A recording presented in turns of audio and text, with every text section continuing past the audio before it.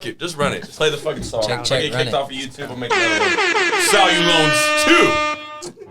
Motherfuckers. Yeah. I like that. Hey, I would like to shout out YouTube for killing my dream. Thank you for the copyright claim on the Nas song. But anyways, this is Salvatore D'Angelo, a.k.a. Sal You Loans, and I am the host of the World Is Yours podcast, where we will be talking about health, wealth, and life. A little bit about what I do. To introduce myself again, I am your solution for anything real estate. So I do mortgage loans. I do wholesale real estate. There's a lot of things that I'm involved in. Before we get started, I'm super excited about my two guests tonight. Before we get started, I do have a PSA. It is not your chick. It is just your turn.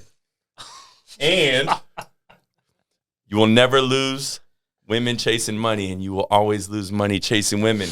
With that being said, my two guests tonight, some of my good friends, both in real estate, George El-Chamali and Corey Aemes. Go ahead and introduce yourself. Yeah, I'm George El-Chamali, real estate agent here in the greater Sacramento area. Sal was close on the name. I tried, man. A little extra introduction, you know what I mean? But What do you do? Yeah, so I'm a real estate agent here in the greater Sacramento area. Grew up, born and raised out here. Perfect. Love what I do. Love helping people. And love to just grow the city and be a part of it. Absolutely. We are blessed. How about you, Corey? Corey Aemes, eXp Realty, same here in the Sacramento area. However, I also run a national referral network, so I have agents all over the country. So anywhere you need to move, I got you. Definitely. And I've done business with both, and definitely highly recommended to check into both of them. I'm excited to have you guys on the show. I know you guys both have a very interesting past, as do I, right? So we'll get into that a little bit later. But to start the show off, right, things in our childhood, right, they always affect us later in life, right? There's things that we carry with us that really, project us into what we're going to go do in life, right? What is the first saying that you remember in your life, whether it's from your parents or somebody who teased you, or that you reflect on while you're going through your career? I'm personally, I'll say something my parents always really pushed me to like learn and understand is just like positivity. It's like something that they always stress growing up. It's power of the mind and positivity. That was always something they really want to stress with me as a kid because, in life there's so many things that, hit us and, we may not expect or things don't go our way. And there's ways to reflect on that. You can, be down and complain and make excuses. Definitely. Or you can look for that light in the tunnel. You can look for what's the bright side of this? How can I overcome this? Or, what are the next steps? There's a way, it's all perception. Yep. And so that's something that's really stick with me. And whether it's sports, whether it's career, whether it's, day-to-day task, whatever it is, I've always tried to really reminisce with that and like push that message forward. It's just being positive. Awesome. So the exact saying was? It's just like, you got to keep your head up. Keep your head up. And power of the mind. That's something that was always, it's a book too, Power of the Mind. So that's something that was always stressed. How about you, Corey? Probably, I would say it was something my mom said to me when I was probably about 7, I think. Okay. So you can't tell. Corey is 9 now. Yeah. So the viewers can't tell because I'm seated. Just kidding. But I'm super short, and I've always been super short. And I came home from school one day, and I was really upset because everybody was teasing me because I was short. And, at 7, you're not that much shorter than everybody else because nobody's freaking tall at 7. Yeah. But she told me, she said, if they're making fun of you, if they're laughing at you, then you're not your friends. They're not your friends. They're 100%. Not, essentially, they're not in your circle. And Will Smith said, please don't take me out of your circle, Corey. Dude, you're my bodyguard, so you're not going anywhere. Yeah. That's fact. So I think that really, that comment, even at 7 years old, I was really able to acknowledge 2 things. I got to choose who I spent time with. Absolutely. Like you talked about last week, choosing your circle, picking people that are going to be impactful and effective in your life in a positive way. But then it also made me realize that if I took control of the moment and I was able to allow them to see me as something different before they could make judgment upon me, then I could dictate what people thought about me. Definitely. And I think that really helped kind of shape my personality, because at that point I really focused on humor and being outgoing and not giving people the opportunity to look at me and say, he's short. I wanted them to look at me and say, he's cool, but he's short. Sure, he's a little funny looking, but he's also a cool dude. That's cool that you guys both kind of touch on the same thing, right? Like both of those comments were about perception, right? So it's kind of like taking what life gives you and turning it into a positive, right? Yeah. And that's awesome that you can do that. And that's probably why you guys are both successful in real estate, right? Because it's not all, as my dad would say, blondes in nightclubs. Right? Not every day is blondes in nightclubs. If you are, right, he's married. I don't know what your status is, but anyways, that's not what I'm talking about. But what I mean is it's not all, it's not all positive. You have to take the negative and you got to turn it into something positive. 100%. Absolutely. The first saying that I remember, it's my favorite saying in the world, right? I'm scared. Yeah, I know, right? So, Grandpa Sal was OG. So he was old school Italian. He had a larynx cancer at a young age. He had a Italian accent from Italy, New York City, East Coast Italian. He goes, "Don't do the best you can, be the best there is," right? And that stuck with me. That's the first thing. And he also went on to further explain, I do his accent horribly, and I'm sure my family will watch this, so I'm going to stop that, right? But so he's like, I don't care if you're a table wiper, Sal. You be the best table wiper, you're going to make money, right? So whatever you do, right, whether it's if it's something you see yourself doing for the rest of your life, or if it's just a temporary thing, right, just become the best at it, right? Because no matter which, and then this isn't what he told me, this is what I processed over time, right? But no matter what you're doing, if you can figure out how to be the best at it, the next thing that you do in life, you can apply that same process and you can become the best at the next thing that you're doing, right? 100%. So maybe that can kind of get into the next thing that I want to talk about. What got you into real estate? And what did you do before real estate? Sure. Yeah, I mean, real estate is always something that I was very passionate about. Yeah. I come from, my family's from Lebanon. Entrepreneurs came here to the U.S., started their own business. So they always had that entrepreneur mindset. And Absolute that's kind of, hustlers. Love my Lebanese and that's people. kind of what really drove me. I always had that type of mindset and thinking, and always wanted to be some type of business owner, kind of, run my own show. 100%. And, how can I do that to also, do that in the benefit of others, and how can I service others and, help them? And real estate always was kind of that like thought in the back of my mind. And my parents, they invested in other real estate. They had, rental properties, several investments and things like that. So it was always there and always of interest.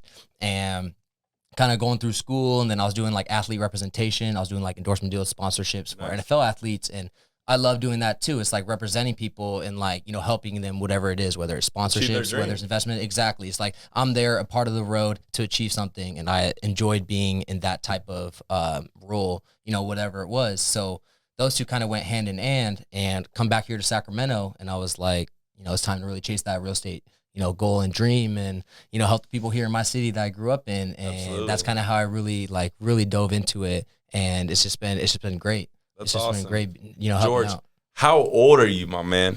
I'm 23 years old. My man is 23 years old. He's really out there getting it, making it happen.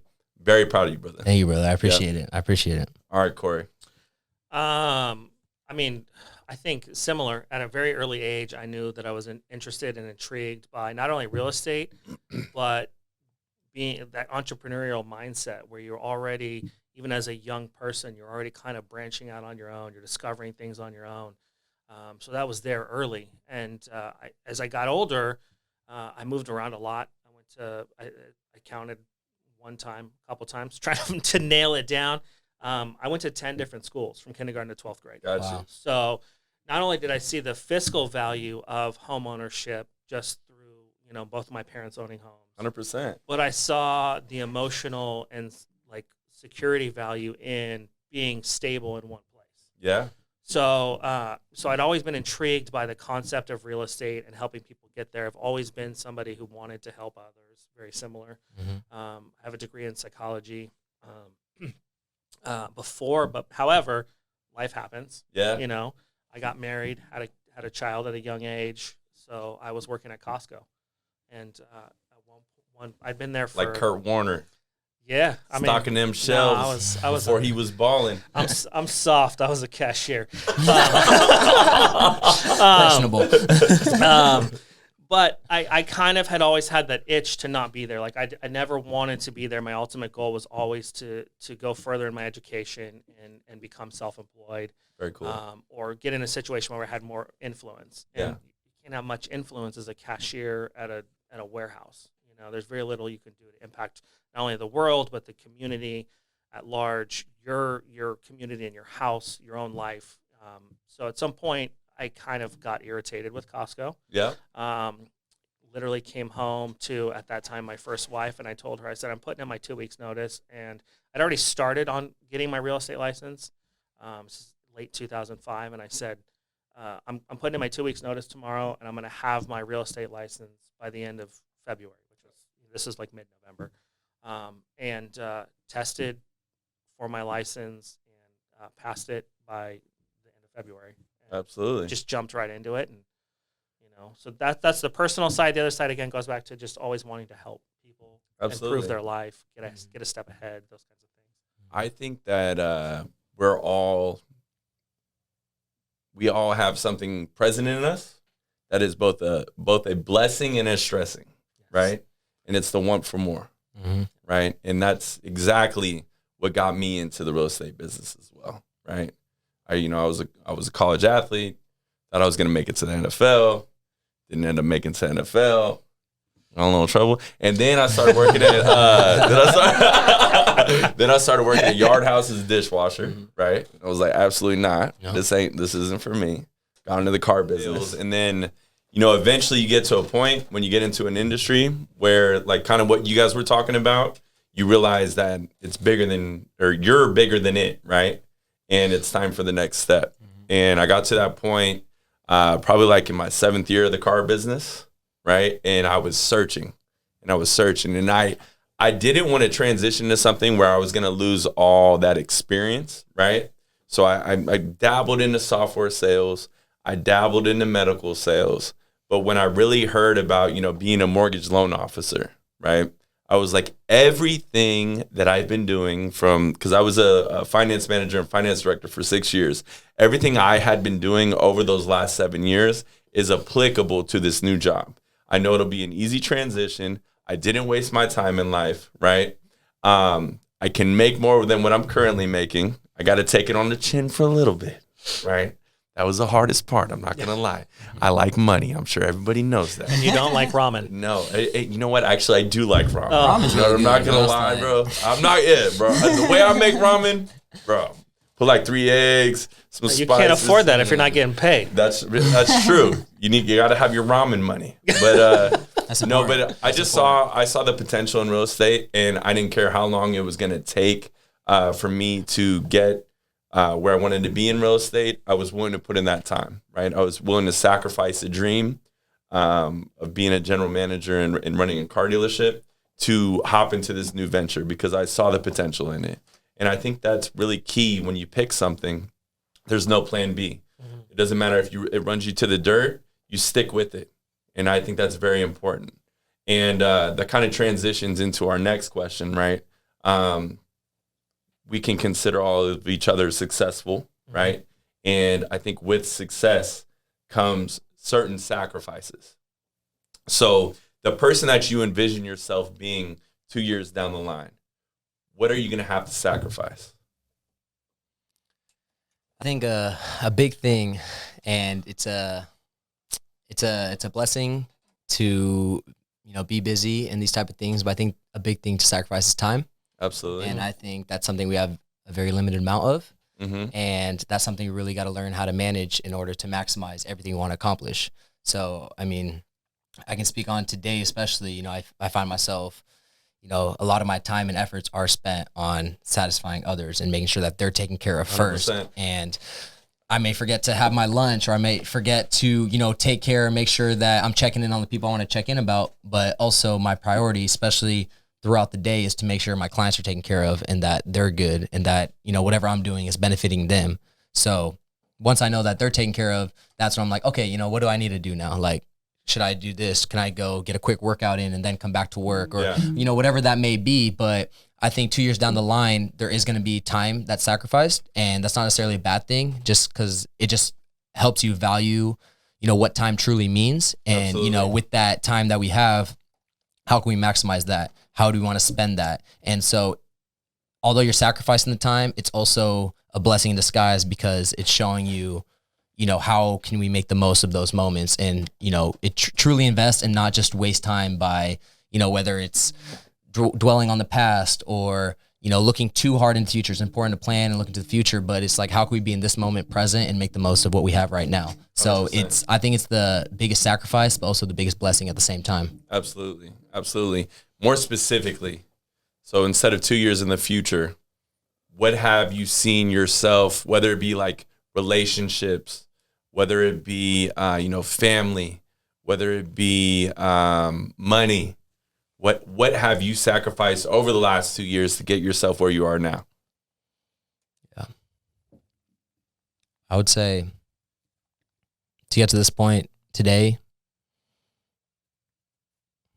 I mean, with the time comes relationships, don't get me wrong. Like I mentioned, it's just checking in on the people you care about. Definitely. It's like sometimes that's not on top of your mind anymore because, you have other priorities and other people you need to make sure are taken care of because you're taking care of, as a real estate agent, you're taking care of someone's biggest purchase in their life. They've never gone through this before and you're trying to guide them through and make sure that, they're taken care of. It takes a lot of energy, brother. It does. And it's kind of take some of the air off of you, right? Is, I think I've sacrificed, maybe some time into relationships that, I would have loved to put time into, right? That I could have seen very fruitful emotionally and things of that nature. And I super clicked with that person, whether it be family, whether it be, a woman, whether it be whatever it might be. Yeah. But I've got a certain goal, you know what I'm saying? And I've got a certain vision for my life, right? And if that person can't understand when I have to be away,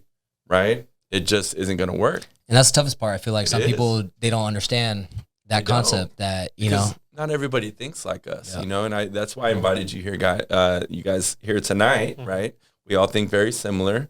And I know there's some viewers out there that think like us. And don't let anybody tell you, by the way, viewers, don't let anybody tell you that the way you think is wrong, right? The way you think is wrong and it's not worth sacrificing certain things in life to get where you want to go, right? Go ahead and make those sacrifices and see where the life takes you, right? So people can disappear any day of your life, and we all know that, right? And they can be gone here the next day or here today and gone the next day, right? But the hustle is always going to be there tomorrow. Mm-hmm. The bank is always going to be there tomorrow. And the people that understand that, they're going to be there for you. You know what I mean? Yep. How about you, Corey? There's a lot going on right now. So I think the three of us being here is actually really ideal because you're early 20s. You're early 30s, right? I'm 30, motherfucker. So that's barely scratched. That's early 30s. I'm late 20s, early 30s. I don't know how Italians count, but that's early 30s. Depends. You owe me money? And I'm no, we're square. We're square. And then I'm early 40s. Yeah. So I can look at that question from each of your perspectives. For sure. Yes. So to answer the first question, what do I have to sacrifice over the next 2 years to get where I want to get? It's really not, as somebody who's in their early 40s, it's really not my sacrifice. It's my wife's sacrifice. Absolutely. Because she has to be willing to, like tonight, we're here doing this. She's at home. Yeah. Hanging out. Thank you, by the way. Yeah. So thanks, babe. Thanks, babe. So she's hanging out by herself, and I'm sure she'd love to spend time with me, but she understands the mindset of where I'm at and also understands what my goals are. And she fully supports that. So the sacrifice is not necessarily on my end because at my age, it's an investment. Definitely. At your age, it's a sacrifice because you're still building certain points of your life. So when you take time away from family and personal relationships and possibly romantic relationships, you could be hurting your future. You don't know that. I'm settled in that. I don't need that. So the sacrifice is on my wife's side. The time that I'm putting forth is an investment in myself and an investment in us. Let me ask you this, Corey, and this is completely off script. Right? Uh-oh. So you're married, Yeah. right? And you have a successful relationship, Yes. right? And your wife does make sacrifices for you, Yes, right? 100%. I expect that she expects things in return, right? Yeah, You know I mean, what I'm yes saying? and no. Like, But it's, I'm saying, like, it can't be a one-sided relationship. Yeah. That never works, right? So, maybe to people that are in relationships, not me, or George, I don't know, but whatever. Okay, my bad. We can cut that part out. Yeah. But like how do you? Because we work a lot more than normal people. Yeah. Right. We are not normal people. And I odd think- hours. Yeah, exactly. Yeah. So how do you make that business dynamic work with somebody who isn't in the same field, who is coming from a different perspective, right? Like, how do you make it worth it to that person? yeah. Besides these good ass looks, and you know what I'm saying? Corey be laying it down and shit. You know what I mean? No, I'm just playing. Besides that, I mean, it's really about. I mean, all relationships are about investments. So, our clocks are different. My wife works for the state, so she's 8 to 5. Like Gotcha. that's her clock. My clock is 8 in the morning to 10 o'clock at night. yeah, And sometimes it's all the way through. 100%. Sometimes it's, I might work 8 to 4 and then I'm working again 6 to 10. It really just depends on the day. So during those moments where I'm not engaged with my clients or not doing research on the market or not writing a blog or filming a podcast, then I have to be present in that relationship. you're investing. I have to invest. Time. Yes, I have to do the things that are expected of a partner in a relationship to carry my weight when it fits my schedule. 100%. Whether or not she thinks I'm doing that is still, I'm sure she'll comment maybe on the video. How long you guys been together? So we've been married. We've been together for a little bit over 5 years, and we've been married. She acknowledges that you're investing time. She does. She gets it 100%. She gets it. No, and that's a good thing. I can't even make it past 5 days. So going to the second. So we've been together for 5 years, married for a little bit more than 3.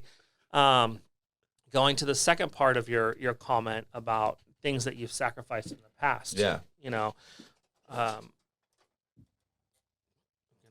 Try and say this politely. My first wife didn't get it. Copy. This is my second go around in real estate, which Yeah.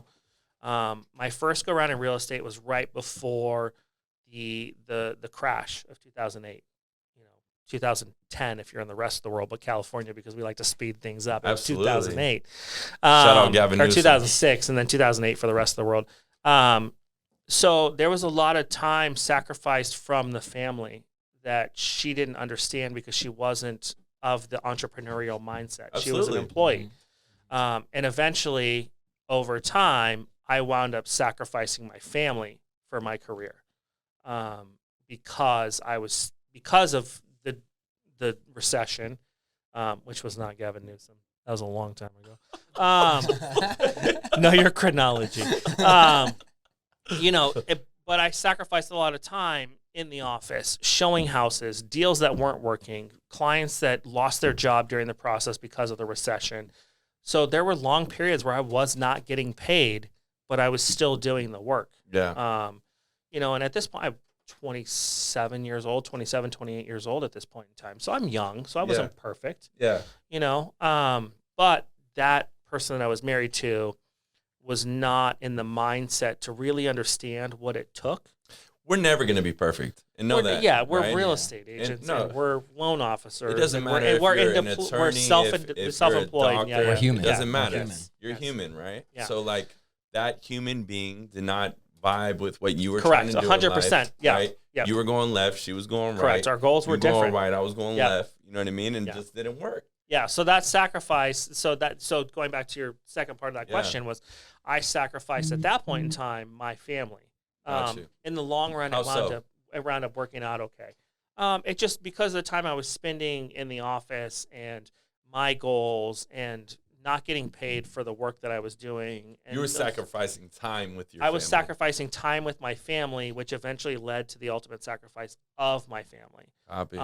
Which, you know my story. Yeah. You know, in the long run, actually was the best thing for me. Absolutely. You know, it really turned into be the best thing that ever happened to me.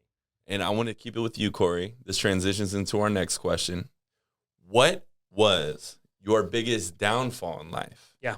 And what did you learn from your biggest downfall in life? And Corey's got a great story, and I hope he opens up to us like he opened up to me, right? Like, tell your story, brother. So, continuing on with that story, because I entered real estate at the point that was pretty much imminent to the recession. Yeah. I went into real estate in February 2006. The crash started in the county that I lived in, which was Sonoma County, in the fall of 2008. So it started a little bit earlier because a lot of the loans and the sales that had happened over the last 5 years were adjustable rate mortgages that were not Stay away attainable. from the arms. Yes, stay away from the arms. Unless they look like that. Exactly. I got kicked by a horse the other day. Oh, No, come on. Jeez. Oh, my Lord. Do we need to have a glory hour for you? Is that where we're at? So again, like I said, I sacrificed my family. I went through a divorce at that time. 2009, I think, was when it happened. And at that point in time, because I had thrown everything I had into making real estate work, I'd cashed out my retirement account from Costco. Terrible move, because now that account would be worth like $350,000. Don't worry, we gonna make it back.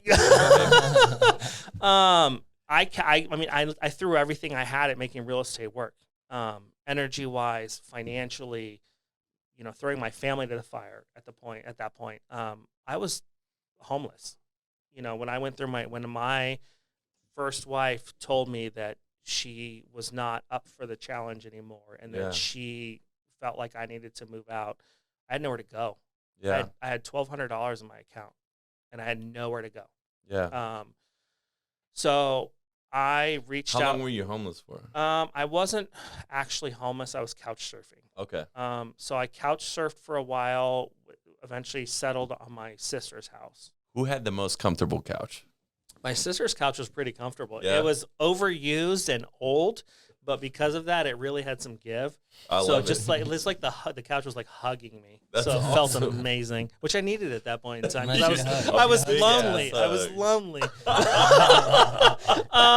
So I lived there for a while, and then eventually a buddy of mine who I actually just met, like we didn't really know each other that well. I went Gotcha. to him like pride in my back pocket, everything unfolded in front of him, and I said, "Look, man, you know what I'm going through. I need a place to live.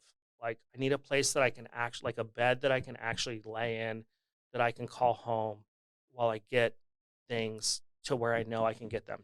And I'd only known this guy for about probably 6 months. I met him at a networking event, and legit lifesaver. That's awesome. You know, Shout him out. Matt Hunstock. Matt Hunstock.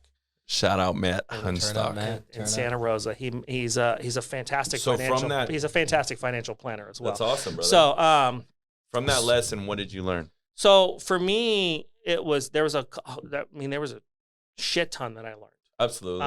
What's the main thing you picked I from think there? there was two things that I really learned. The first one was that I was my own roadblock.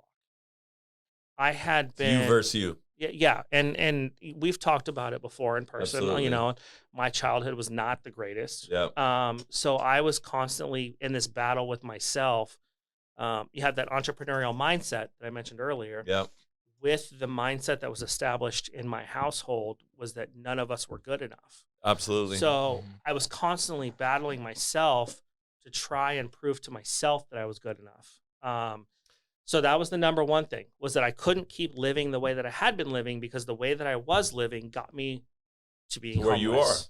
So I couldn't live no like matter that where anymore. life goes, Yep. here you are. Yeah, so I had made those decisions. This is where it got me. So why don't I try something different? And the second thing was the power of relationships. I had just met Matt 6 months prior. when and it clicked for you. he was somehow willing to let me stay in his house for not for free. He kept a running tab. That's He's a fantastic guy, but he's a financial planner. So charge you interest. Yeah, he keeps that book going. So, but he was willing to. Corey still owes him like $3,200. Nah, I paid. I got. He's paid off for that. I probably owe him for some other stuff. Who knows? He hasn't asked for it, so you know. But no, those are the two things that I learned was that at some point I had to take responsibility for my choices, and those choices I was making got me where I was, and I had to make a different set of choices. Number one, and 1A is, what do I have to lose at this point? I'm freaking homeless. You know what though? There is. Let me just interject. I apologize, but there is a certain strength of really because I've been in that situation too. I've lived in my car for a month when I was like 19 years old after I lost my football scholarship. Like there's a certain strength that comes from being at the absolute zero, right? And you're like, so fucking what? It wasn't that bad. It can't get any worse. No. You know what I'm saying? So I think it builds a strength in you, right? Like from pain, from fear, if you can conquer those two, comes a certain amount of strength that is unmatchable. And it is the best lesson, whatever you have to go through in life to feel pain and to feel fear, go through that. Yep. Because once you go through it once, right, you're like, okay. Well, it becomes motivation. Yeah. Absolutely. I don't ever want to wind up like that again. So if something comes up, that's your motivating factor. Absolutely. So let's flip it to George, man. What was your biggest downfall in life? And what was the lesson that you learned from it? Yeah. I think to date, a big downfall of mine, it's more on the mental aspect and with my own personal mental. It was a transition. So I grew up doing Taekwondo. Okay. I competed Taekwondo very competitively. I was on the U.S. national team for 6-7 years. Yeah. Did that since I was 6 years old till about 21 years old. And that was like my whole life. And that's all I focused all my days on. Weekends, that's all it consisted of. I know the feeling. I missed homecoming dances. I missed parties. Absolutely. I missed all this stuff. Didn't matter to you. Train and be the best. And that was always the goal, is just be the best at what you're doing. And a big downfall of mine is when Taekwondo ended and I didn't feel like I was at the best at what I'm doing anymore. And I missed that feeling of just being at the top of my game and just being able to do what I do and just be so great at something that people recognize it. I feel pride in it. I feel like I can't be stopped, you know? And after traveling many countries, competing many fights, many big tournaments, and, you know, doing so much within the sport, it was time to kind of hang it up because unfortunately you can't make the money you want doing that sport. It takes a lot of time, effort, sacrifice, cutting 20 pounds every fight, you know, just to make weight, all these types of sacrifices that require just to even compete. And then once you're there, you know, even if you win, the reward is, you know, the pride in knowing that you did it. But, you know, how is that going to sustain a future and how are you going to build from that moving forward? And those type of challenges, you know, forced me to kind of hang up the cleats, you know, see what's next. You know, school's wrapping up. What's next? What was my next step in life? What am I going for? Especially the lifestyle I'm trying to live, the things I'm trying to do. You know, that's not going to be able to fund that, or that's not going to be able to help me accomplish that. And that's where, you know, I jumped into the next career step, and I felt like something was missing. I felt like I didn't have that same inner feeling. I didn't have that same like killer instinct where if I set my mind to something, I can achieve it. If I want to do this, that I can do it. And I just miss being so great at something, and just like, obviously people knew who I was and what I was doing when I was fighting in Taekwondo. And it's like, now in my career, I got to reestablish myself. Do you feel that in real estate though? I did. And, you know, I'm slowly transitioning out of that as I'm, you know, approaching. It's tough, brother. And you're still young, dude, because I can totally relate to that, bro. Yeah. Like coming from the football world. Yeah. Like, dude, there's so much that like I missed out on in my high school, middle school, all those type of years and all that type of stuff, because like this is what I was dedicated to. You know what I'm saying? Exactly. And that's when I was talking about the biggest blessing in my life. That was the first time that I felt I'm never going to feel that feeling again. I know that's my first love. It's just like, you know, the first girl you fall in love with, whatever, you know what I mean? But like, it was the closest I could get. You know what I mean? And sometimes we have to turn the closest we can get into something that's very fruitful for our lives. Yep. And what I envision for myself that you probably envision as well. Once I become, financially free to go back and coach. Yeah. And to give kids that same fucking experience that we felt, bro, because there's no love like that. And I mean, you played basketball. Do me a favor. Tell us about your basketball career in the swamps of Louisiana. It was not the swamps of Louisiana. It was the highlands of North Highlands. And the swamps of North Highlands, okay. Yes, yeah. So freshman year of high school, legitimately 3/4 of the team was not eligible to play because of grades. Nice. So at this point in my life, I was all about baseball. I was like, as a guy who would eventually become 5'2", at that point I was like 4'3". Yeah. So small super strike tiny. box. Yeah. You're good. I was like, I can play baseball in the major league. I was good. I was a good baseball player. I was pretty good. So I was like, maybe I'll grow. I don't know. Who knows? But basketball team didn't make grades. Maury said no. Yeah. Well, I mean, Maury doesn't know anything. Maury doesn't even know how to spell his name. So I agree with you. I agree. So the basketball team, most of them didn't make grades my freshman year. A buddy of mine did make grades and was like, "You should come out, come try out, like whatever." And because I was a decent basketball player, and so I was like, "Fine, whatever. I'll come to tryouts, whatever." And so I show up the first day of tryouts, thinking I got this. Like, I'm gonna be the point guard, whatever. And we sit down. Coach comes out. Literally, like 2 minutes into his speech, he stops talking about whatever his intro speech was. That was 26 years ago. I don't even remember. And it was a lot more than that. I can't do math. And he points me out, and he says, "Hey, you, come down here."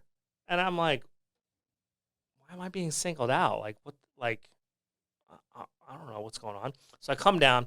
He hands me a basketball, and he says, "Take a shot." And I was like, oh, this motherfucker thinks because I'm short, I can't play hoops. So he has me stand right in front of the three-point line, and I take a shot. You sink that shit. It spins. It hits the rim, spins in and out. He's like, "Take another shot." I take another shot, swoosh, nothing but net. He's like, "Okay, you can stay." So I'm like, you didn't ask any of that. Nobody else had to do this shit. You know what's funny though, Corey? I was 5'1" my freshman year in high school. Yeah, well, some of us are blessed. Yeah. Find that hard to No, I swear to God. Find that Anybody very that grew hard up to with me, believe. like literally, dude. Now I was a year behind, right? Because my parents wanted to get me the fuck out the house, so they sent me to kindergarten early. But I was 5'1", and I played O-line. Right? Size is a big thing. Oh yeah. So my dad played pro, so I learned a bunch of shit. But I was 5'1" freshman year. I didn't have a fucking position, bro. And I was like, I played junior football all the way up. I was always like the best player, but I just didn't fucking grow. Yeah. You know what I mean? So then this guy breaks his fucking arm, or maybe I had one of my people break before him. But anyways, so I get the opportunity to play. This is fucking big guy. I think we're playing Del Oro or something. Dude's like fucking 6'4". We're freshmen. Like, what the fuck are you eating? You know what I mean? I'm like, bet. All right, Sal, you're in. He broke his arm. All right, watch this. Watch me take your fucking position. You know what I'm saying?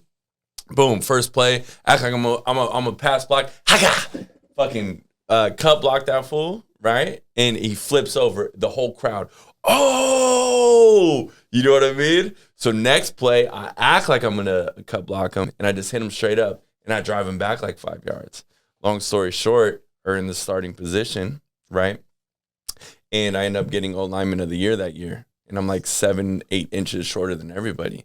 But that is another thing that we can talk about. That is a blessing in your life. Yeah. Right? Because you overcome certain things, and that's that self-confidence. It's just deposits throughout your childhood, throughout your high school career. It's little deposits that's probably why you're fucking successful at what you do, right?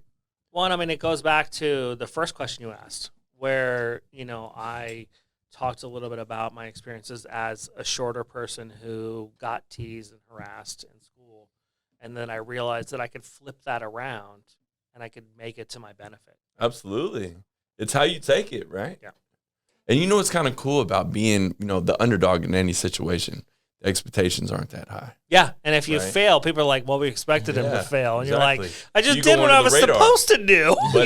But if you pull it off, right, Sweet. you're like a fucking hero. Yeah. It's that much more sweet. And that transitions into our next question. Who was your role model? Who was your hero growing up?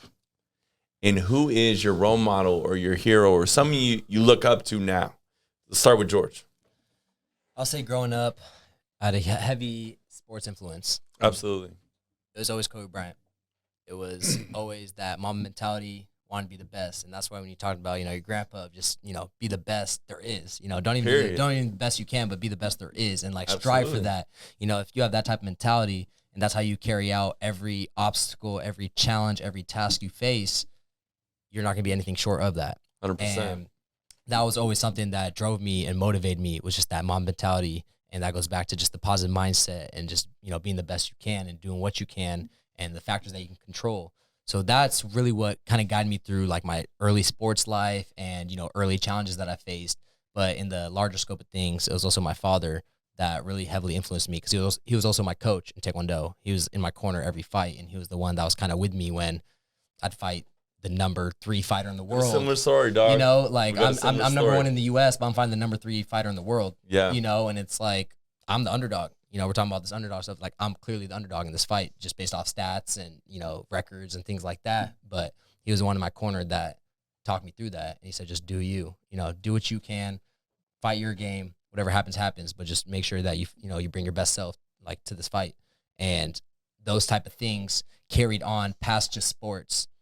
And that's kind of what drive me really to just day-to-day task and just my mental moving forward is just like really tapping in with myself and recognizing and being real with myself if, what I'm doing is my best work, if I'm giving my all, if there's any holdback, what is holding me back. It really opened myself to being real with myself and just using those type of things that I learned through sports and through, difficult situations and applying that to kind of everything. And that's kind of how that went. I feel so closely like associated with what you just talked about, man. Like, cause my dad was a Charger at one point in time, left tackle. And through my whole career, you know what I mean?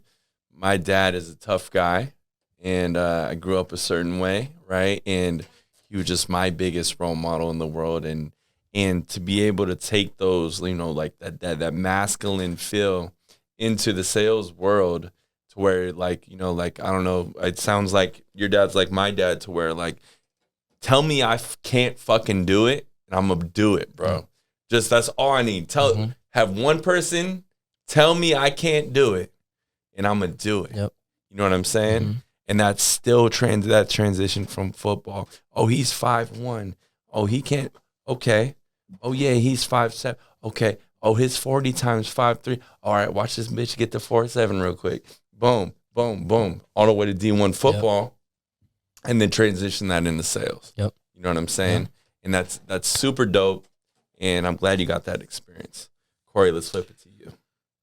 I think in terms of role models, I didn't really have a role model because I kind of touched on this in the beginning with my home experiences were not that great. Your home experiences, and God bless, you know what I'm saying? You didn't grow up like some of us. You know what I'm saying? You didn't have somebody, but was there somebody that you saw maybe on like television? Yeah, so I think for myself as somebody who was, again, we talked about the basketball experience, but actually my first love was baseball. I taught myself how to play baseball because my parents wouldn't let me play because I was so much smaller than everyone else. They were afraid I was going to get hurt. So I was by 10, 11, 12, I was far advanced in terms of my baseball knowledge. Who was the number one baseball player that you looked up to? Yeah, so that's where I was getting is Ricky Henderson at that point, and then eventually Ken Griffey Jr. And I think Ricky Henderson dude. So Ken Griffey Jr. was the first poster I ever bought at Ross. At Ross. Yes. At Ross. My dad, yeah. All right, I think it was my dad or my mom. We'd go back to school shopping. I could spend 12 cents. But back then, He's like, you want the shirt or you want the poster? And I was like, the poster, bro. I want the poster. Yeah, the sweetest swing in baseball. And it was like, success lives. And it was a fucking picture of Ken Griffey Jr. That's fucking awesome. So Ricky Henderson for me, I think because at that point I had started to understand what confidence and bravado meant, not in a negative way, but just there's a certain way that you carry yourself that shows other people the way that you feel about what you can do. And Ricky Henderson definitely brought that on the field. You guys are younger. You might know, but he probably doesn't know. But Ricky Henderson, if you go back and you find videos of him, he was legit. Like, he was a leadoff hitter who had power, who had speed, who hit for average, a really solid defender. Like, he just had that bravado about him. And that's how I felt about myself at that point in my life, was that, yes, everyone else sees me as somebody who's undersized and takes me for granted, but I don't see myself that way. And then Griffey, I think, just because, I mean, the dude just uber talented, super successful, but also really humble. When were you watching Griffey? How old were you? From the beginning. I mean, he came up in... From the beginning, like you were 1 year old? He came up in 90, so I would have been 12 at the time. Okay. So, and his father was a great player. He came up with all the weight on his shoulders. What appealed to you about just the him? way he carried himself. Everybody was talking about, like, because his father was a really solid player. His father wasn't a Hall of Famer, but everybody was like, Griffey, based on the skill set and the genetics, is the next big thing.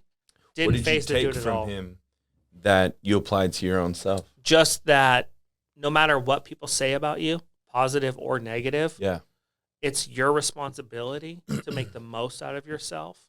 And even if people are essentially bowing down to you as they were to him, you still have to earn that. You still have to work to prove that you're worthy of the things that they're saying about you. Absolutely. Now, who do you look up to now? Or not look up to, but like, who do we're men.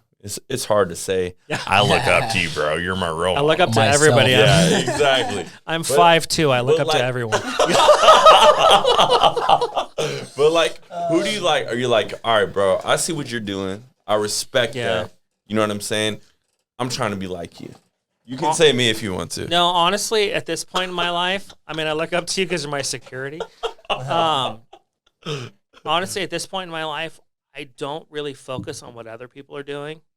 Like that. I don't either. I look up to other people with regards to the fact that I can always improve, but my goal is always to just be a better version of myself. I've stopped comparing myself. Mm-hmm. So that was a fucking gem right there, my man. I've stopped comparing myself. Just make myself better every day. It's you versus you. Yes. I growing up, definitely like the people that I looked up to was my grandpa Sal and my dad. You know what I mean? And I just saw like how they could captivate people and the control they had over certain situations. And you know what I mean? Like they could walk into a room and take it over in 2 seconds. And I got a brief feeling about what like success feels like, and I think they were more of on like a local level, and I saw how they captivated locally, and I think that I have the potential of captivating nationally. You know what I mean? And much respect. I learned so much from those men, and it was so cool to be able to see them. Not everybody gets to see their grandpa grow up. You know what I mean? Or not. Nobody gets to see their grandpa growing up, right? And not everybody has a good relationship with their father. And I had the blessing of my dad giving me the game, my grandpa giving me the game, and being able to see it both in action. Pops, we used to call him Grandpa Sal, passed away when I was 11. So I didn't get to see too much, but just it gave me this fucking like, oh, I got to carry this generation on. We're dope. You know what I'm saying? But as I got into, later years, I started to recognize Grant Cardone.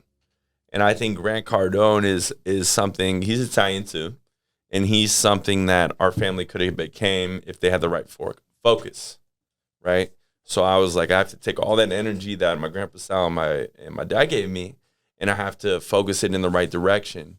And this direction is a lot easier than the other direction we were going in. And we can change a lot more lives this way. We can be a very positive influence in the community and everything like that. And that's what I've kind of, my adulthood, I've crafted my mind more towards him than them. Yeah. You know what I mean? Yes. But let's see. Philly, how much time we got left, baby? Like 10, 15 minutes. 10, 15. All right, check this out. Philly's having fun. He's going to let us stay all night. He's having a good I know. time. He's sitting back there. He's good. Yeah. We're making his job Alright. easy. This is a good one. All right, so to be successful in real estate, I think that you have to have 4 pillars to your business. Have you guys heard about this? I'm sure you have. You've been, all right. So you have to have 4 ways of generating leads. What are your 4 or more or less, whatever it is? What are your ways of generating leads? And, what are the benefits to the way that you conduct business in those pillars? And what do you see yourself reaching for in the future? So I would say big one is just being genuine.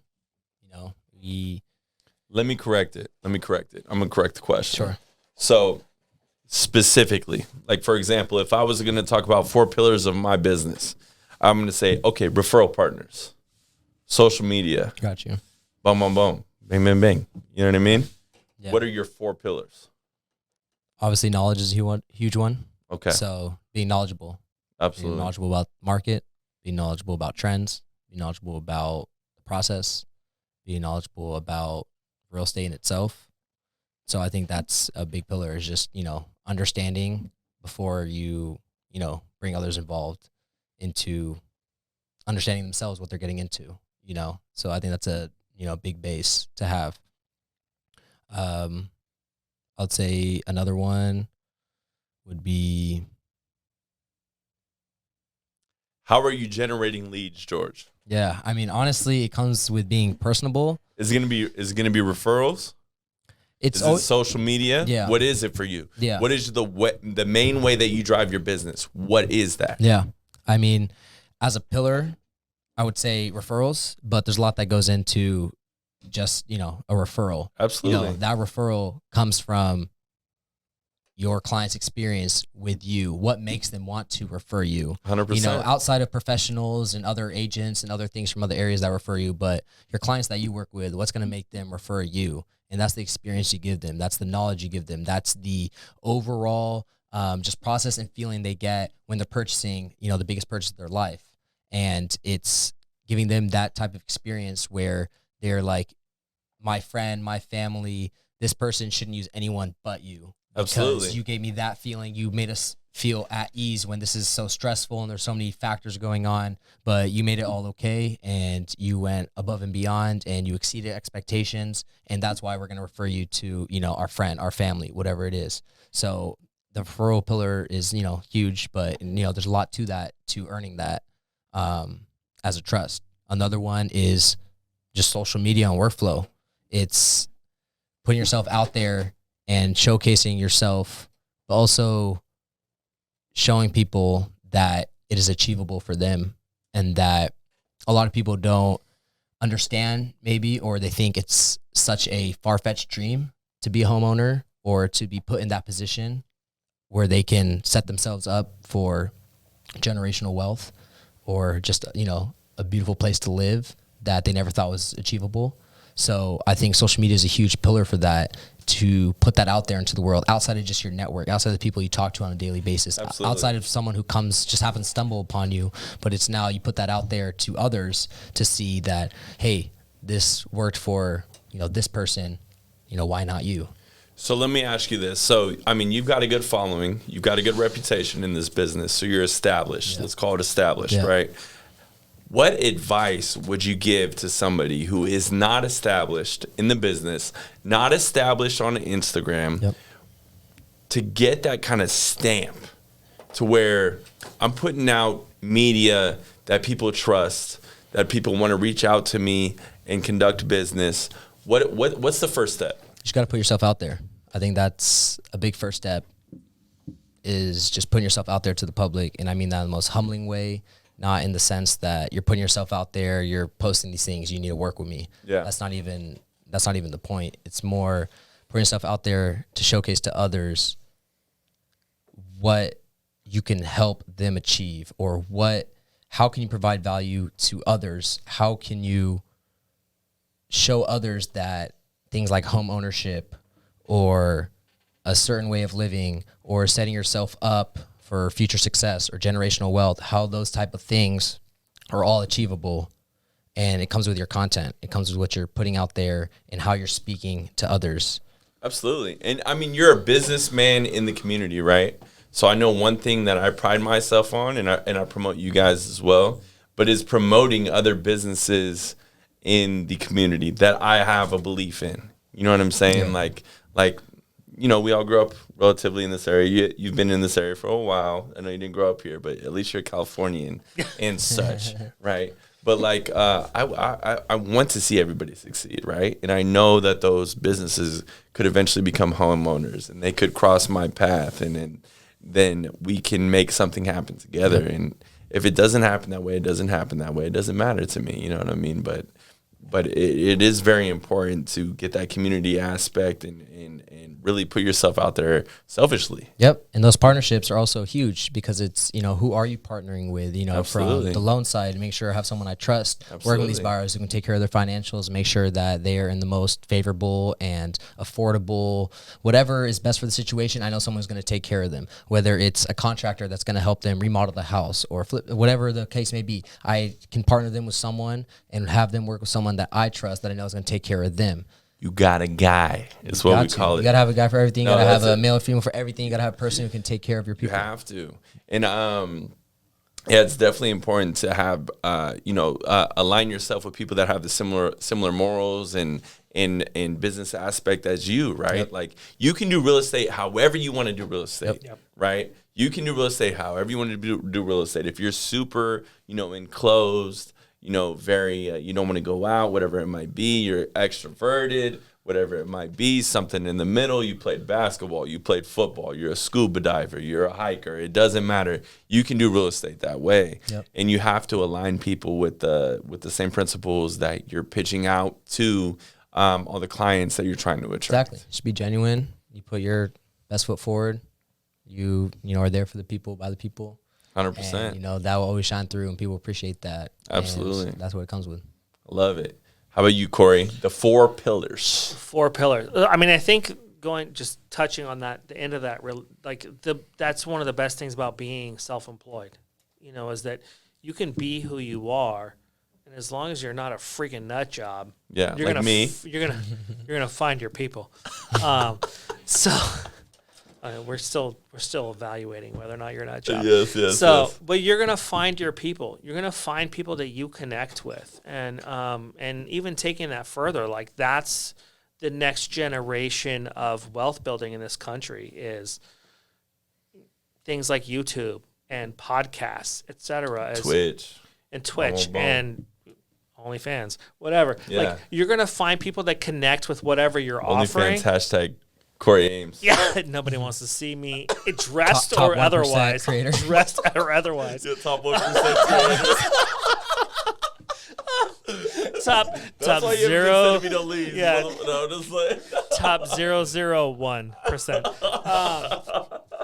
I think that's the benefit of technology, but also that's the future of wealth in this country, is that you can be yourself. You can be genuine. Yeah. And as long as you stay true to yourself, you're going to find your people. So again, 4 pillars. And you kind of talked on it a little bit. It's like, just, you can be yourself within this business, and you're going to find the people that want to support you. I think for me, the 4 pillars, we talked about this earlier, is the biggest one is relationships.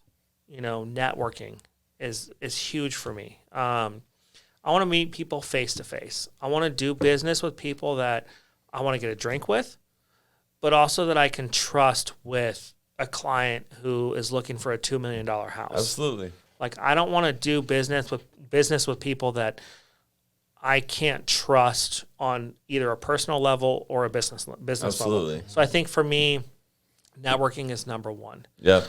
Number two is obviously referrals. I mean, as a self-employed person, that's huge because referrals, both networking and referrals, those individuals are going to do my work for me because I've proven to them that my effort is worthwhile.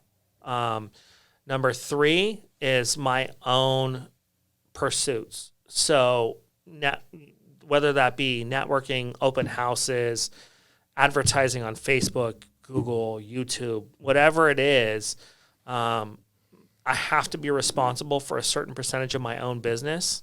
And in order to do that, I have to invest my money. I have to invest my time. And then we talk, and that kind of touches on your kind of conversation about putting stuff out there on social media. And then number four, honestly, I'm still working on, because the table can stand on three legs, You feel me? Yeah. So, I think number four can be variable. It can 1 year, it can be something that you're doing specifically with maybe new builds. Maybe you've built relationships with new builds. Honestly, I think the future of real estate is going to be a blend of technology and what it used to be. So I think number four is going to be building relationships with tech companies. Yeah. Like the Open Doors, the Redfins, et cetera. Yeah. Because those companies spend multiple millions of dollars a year on advertising. I can't spend that kind of money. Yeah. But if I can partner with them to pull a little business from them, why not? Absolutely. And I think my 4 pillars, and again, I'm relatively new. You know what I mean? I know I had 6 years experience in the past with car finance, but my 4 pillars, I do invest in leads, right? I do invest in Zillow. I've had some success with Zillow. Absolutely. I think it's important that as soon as you start making money, you got to invest back into yourself. So for somebody just starting that's trying to figure out, how to get started, invest in yourself if you got the money. Number 2, referrals, right? Your own sphere of influence. That is the biggest one that everybody skips over, right? Everybody thinks, hey, I have to go out there and get clients. You already know your first 100 clients. You already know that. You have to tap into it. You've already met those people, right? And then you have to establish referral partners, right? So referral partners being realtors, life insurance people, insurance people, people that work at the car dealership, right? Like, you know what I'm saying? Like anybody that you can tap into as far as that goes, right? That you can establish in a relationship with, like, hey, I'm going to feed your business, you feed mine, right? That's a huge part of getting to that next level. And then number 4, man, good old social media, right? That's what we're doing here tonight, right? There's many ways that you can craft your social media, and I think you can paint your personality, and it's a blessing of 2022 in the digital world. You can really get yourself out there very easily, opposed to back in the day with paying for radio programs, paying for television, scenes or whatever it might be, right? Whatever it was called back then. You tell me, Corey. And then, but we can put ourselves out there for free, minus what Philly's charging us. And no, this way he's hooking it up. That's my dog, right? Philly, there, this is boy. free, right? That's my This is dog, free, man. right? But, when you include the new business you're gonna get from this, yeah, absolutely. Philly No, wants no a doubt. 40% cut. Hey, That's- we're gonna take care of Philly, Referral baby. fee. Philly always gonna get taken care of, man. But you can put yourself out there very simply, and you can be yourself, and it's not regulated, and you can do it however you want to do it, and however creative you want to get. You want to dance on TikTok, you know what I mean? You want to make a reel where you got somebody else's bullshit in the back, whatever it might be. Bing bong, any type of this stuff like that, man, you can make money off of. You can leverage those relationships. You can let people know who you really are. And I think that's the most important part of business is is letting people know who you really are and Yep. establishing a real relationship. 100%. All right, man. So we're getting close to the end. All right. And I thank you guys very much for coming out tonight. I had a great time. Ending words. What would you like to put out to, the community? And from there, you guys take it. Sure. Go ahead. Corey. You want to arm wrestle for it? You guys are gentlemen. Oh, yeah. I think, honestly, just taking into account what we've been talking about, with regards to real estate, is find somebody that matches your personality. Find someone that matches your goals. I don't work with people that I don't connect with. I will tell a client, I don't think I'm a good person for you if our goals don't match. I'm willing to sacrifice. Corey told that to my mom. Yeah. She bought from somebody else. No, I'm just kidding. I'm totally kidding. I'm willing to sacrifice the potential of a paycheck if I'm not the right person. The reality is we're definitely hungry. We want to earn as much as we can earn, but I'm not willing to sacrifice that at a bad experience for the individual that I'm working with, because not only is this an investment, but it's your home. Copy. I don't want you to unlock your door every day and think about me in a negative way. I want you to unlock your door and think about whoever helped you, whether it was me or someone else, because we didn't work. I want you to unlock your door, and I want you to have a positive thought about what that means to you. And I can say that about you, Corey, because we've had a few clients together, and no, we have. Yeah. And shout out Tiffany. Yeah. Oh, man. But hey, they always talk positive about you. You know what I mean? They always have told me that you have their best interests at heart, and I think that's very important. Yeah. How about you, my brother? Yeah, I mean, I think what Corey touched on, that's very important. It's like you said, if you're not the right person for them, then you want them to be working with you because they believe and truly believe in what you can provide for them and that you are looking out for them. And if it's that's not you, then they better find someone that is, because that's really important. And go ahead, Sal. Anybody you touch in the market, you want to become a spokesperson for you. Yeah. Right. Well, and I think, just to interrupt real quick, because, I think this is a good point for this. I've always told people, and like I have a daughter who's she's older than you, actually. I always told her, if you're going to touch someone's life, make sure you improve it. If you cannot improve their life, why are you there? You shouldn't be there. Correct. And that's just on a personal level. As much as you want to be there, whatever it might be. Yeah. On a business level, that thought is at even higher level for me. Yep. That's awesome. We're there for representation. We're there to take people to the next level, to help them achieve whatever's they're striving to achieve. And I think that takes me to kind of my final words is, if you have a goal in mind, if you have something you're striving for, if there's something you think you want to do but aren't sure, is you take that leap and you go for it while you can, because that timeline we're working on, it's long, but it's so short. Absolutely, bro. That timeline is so short, and there's no time to waste. That comes from personal goals, fitness goals, career goals, real estate goals. Right now. You go after that right now, and you don't hold back, and you go for it, because you do that while you can. And you find people along the way that align with your beliefs, align with what you're trying to achieve, and you partner up with those type of people, and you work with those type of people, and you surround yourself with those type of people on a personal level, and you all grow together, and you keep taking those strides together, because that's what's really going to take you to the next level in so many different ways. And I think it's so important to just, acknowledge that and really just take that leap when you have the opportunity. Love that, bro. Yeah. Well said, my friend. Well, that's it. Episode 2 of The World Is Yours podcast. Thank you guys so much for coming out. Thanks for having us. I appreciate your time. We're going to go to Lazy Dog in Folsom and get completely blasted right now. Should I call my wife to pick me up? You should definitely call your wife.